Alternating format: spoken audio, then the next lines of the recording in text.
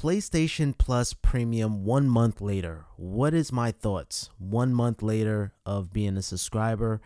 I must say, it is pretty cool to have this on PlayStation, to be able to have a catalog of games, having game trials, having classic retro games, finally the answer to somewhat Xbox Game Pass. I know a lot of people hate when I say that, but that is the only comparison I can think of. But we all know Xbox Game Pass is the full blown superior, but enough of that. It's not about that. It's about PS Plus Premium. I must say, Sony came out swinging. A plethora of games. I've been enjoying Returnal, Horizon Forbidden West. I've been playing a little bit of Cyberpunk, starting my trial on that, and even classic games like Resistance and Street Fighter Puzzle Fighters. So I've been playing a lot of games, and 1 month later, I'm enjoying the service. But I would say that premium isn't worth the money for the average consumer that you're looking forward to playing new games. The extra package is the way to go. It is. Because you got to think, the classic games, even though it's nice to have, I don't really care too much about them. And I think the average consumer might not even care about the game library there. Like, we're missing games like Twisted Metal, SOCOM, and I know even Call of Duty, but I don't think we'll ever see Call of Duty there. But even like games like SOCOM that made PlayStation, it would have been so cool to see that. Or even Crash Bandicoot, the original one. Like, games like those, that's what make PlayStation. And I think that's what make the classic game lackluster. But only time will tell. Maybe 3 months later, this will be a totally different story. And in terms of the game trials, it's cool that they have them here, but it could be annoying because, well, let's say you're stuck on a level, time is ticking. You don't really enjoy the game because you're limited on the time. And games like Horizon Forbidden West should have been a game catalog that you could be able to play unlimited, just like Returnal, but unfortunately locked within the 5-hour mark to try out the game. It's cool, but it could get annoying. It's not really my cup of tea, but nonetheless, it's nice that we have it. And I'm going to be 100% honest with you guys. Most of my friends, they don't even have premium or extra, so most of the stuff is just for me to enjoy as a gamer, to be able to play single player experience games. So I say that to say I'm mostly still playing Call of Duty.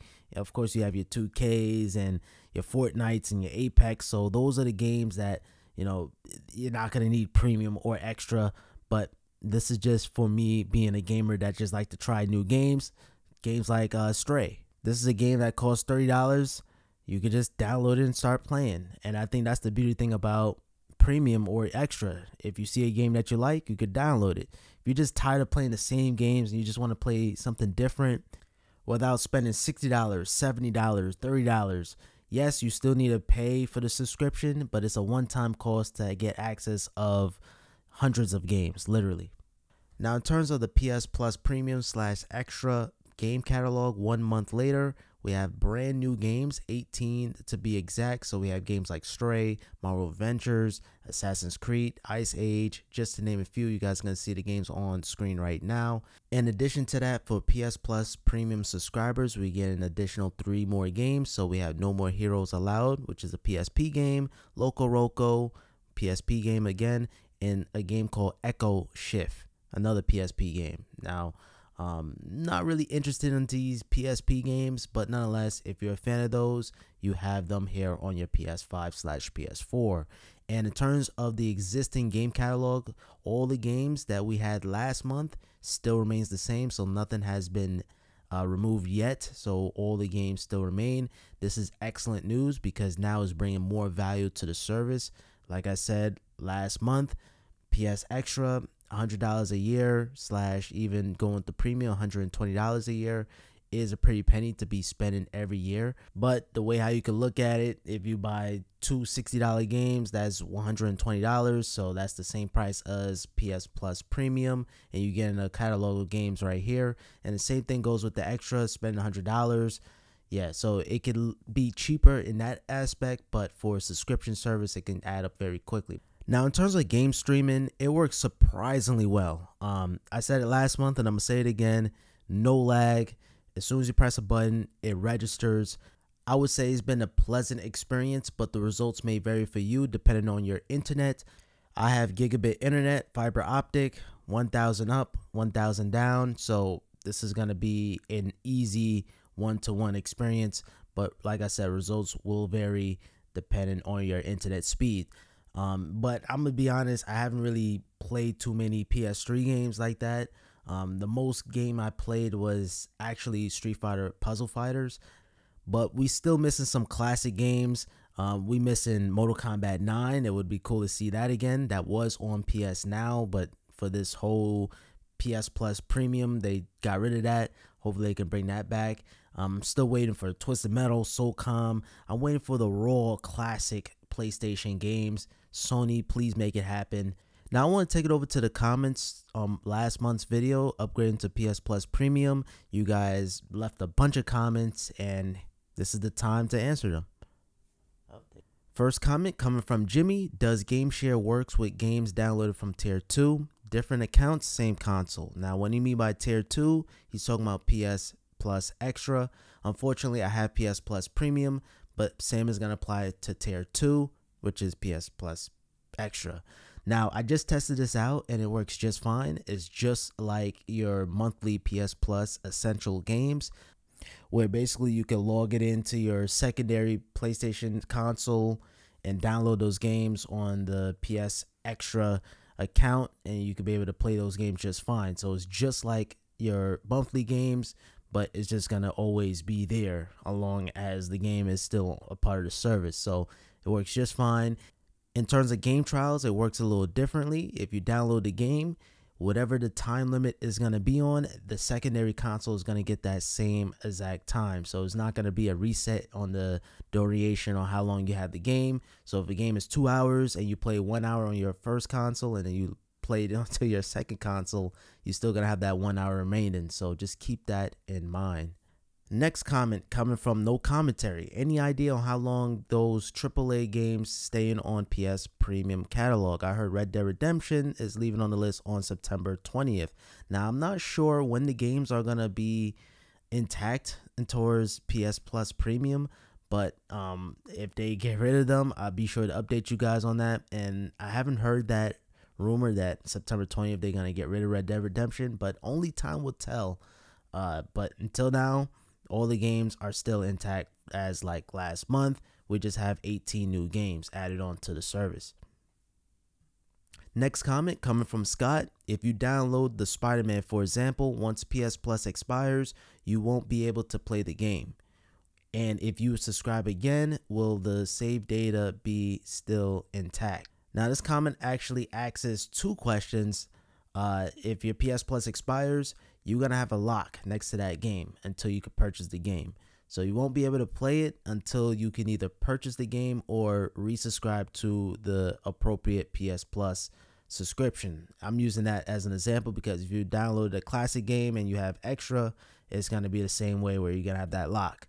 Now, in terms of your save data will still be intact, so you don't have to worry about that because the game is still in the system. The game is still installed. You just have a lock behind it. It's like a paywall. It's a licensing thing. So once you get past that, you could be able to access the game. But the game is installed onto the system. And same thing with your save data. Now, if you delete a game, it's still going to have the data because you didn't delete the save data into the system files. So you should be good once you reactivate your PS Plus. And your save data, it will be safe.